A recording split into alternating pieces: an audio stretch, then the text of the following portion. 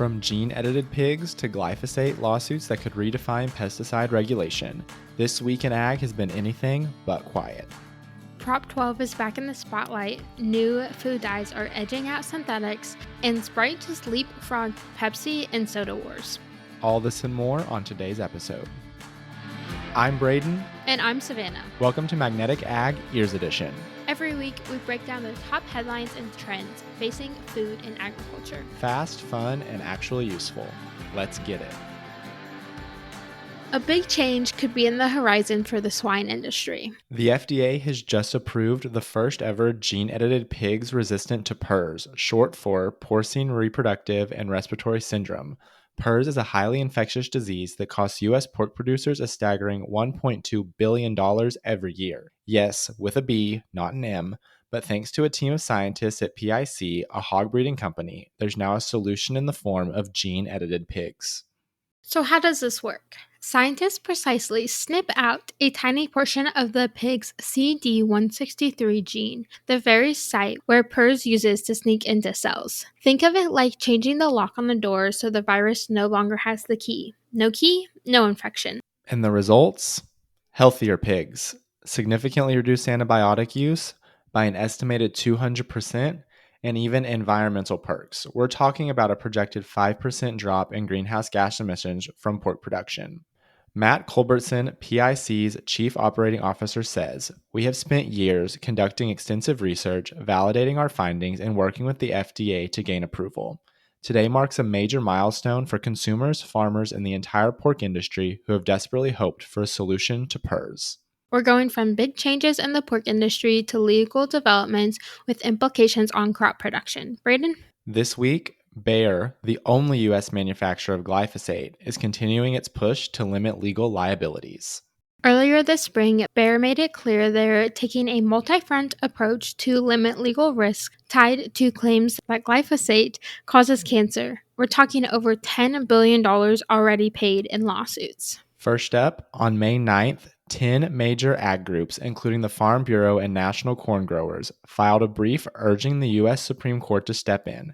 They're asking the court to decide if states can require additional warning labels on pesticides after the EPA has already approved them as safe. If SCOTUS takes the case, it could shape how federal versus state authority plays out in pesticide regulations.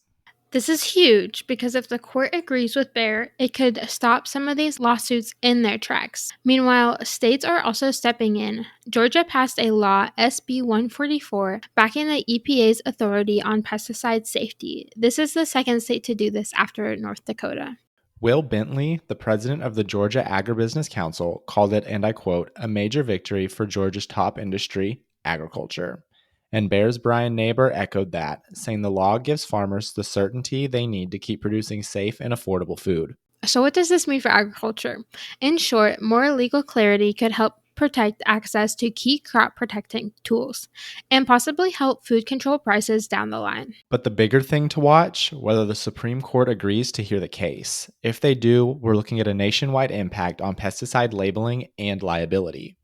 Ready for more Supreme Court news? The Prop 12 drama is far from over. If you thought the Supreme Court ruling last year wrapped this one up with a neat little bow, time to think again.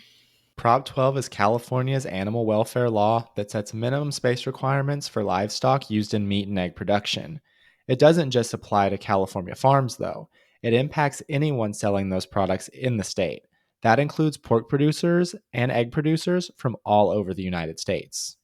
A new website, foodpricefix.com, just dropped, courtesy of the Center for Environment and Welfare. It's part of the national push to get Congress more involved. The campaign includes TV ads and a letter-writing effort aimed at one thing, getting the feds stepping up. According to CEW, pork prices in California are up 20%, and egg prices have tripled since Prop 12 took effect in 2022.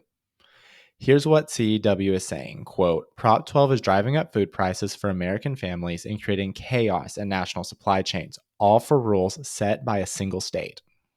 But not everyone's buying it. While some producers have adopted to meet the laws, others argue it's unfair and opens the door to more state-level mandates that could complicate national food production. Where is this battleground moving to now? The 2025 Farm Bill. Look for the EATS Act, That's the Ending Agriculture Trade Suppression Act, which would ban states from setting production rules that apply across borders. Speaking of different kinds of eats, there's new news in the world of food additives. The U.S. Food and Drug Administration has approved 3 new natural food color additives, marking a significant step in the move away from synthetic dyes. The newly approved additives are Glideria Extract Blue, derived from red algae. This blue hue is now approved for use in various products, including beverages, candies, and dairy items. Butterfly pea flower extract, also known as the vivid blue to green shade. This extract's usage has been expanded to be included in cereals, snacks, and chips. And lastly, calcium phosphate, a mineral-based white colorant, is now permitted in items like ready-to-eat chicken products and candies. The FDA's move reflects growing consumer demand for quote unquote cleaner labels and natural ingredients. This initiative aligns with Health and Human Services Secretary Robert F. Kennedy Jr.'s campaign to phase out petroleum based synthetic dyes by 2026.